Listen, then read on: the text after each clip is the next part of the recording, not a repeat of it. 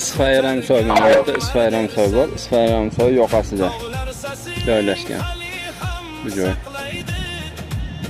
Muhammad Aminbek noming yashaydi. Muhammad Aminbek. Assalomu alaykum hurmatli kuzatuvchilar. Mana Isfayram soy bo'yiga keldim. Qozog'iston hududida Muhammad Aminbek Ahmadbek o'g'li 1892-yilda tug'ilib 1920-yil 9-aprelda vafot topgan ekan.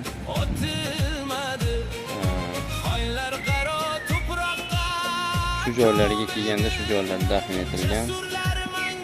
Tarixni bilan yaxshi bilsalar kerak menda. Qiziqqanlar uchun yana bir qisqa ma'lumotlar berib o'taman. Men vakillar bilan gaplashganimni bo'lishaman.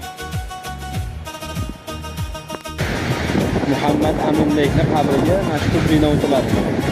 Mana bu tomondan kelinadi. Bu tomondan kelib mazkur bino o'yinchani kuch qaragan nima bor? Nimalar o'ralgan. Mazkur binoda o'tiladi. Ehtiyot bo'lamiz. Yosh bolalarni olib o'tmaylar. Xavfli.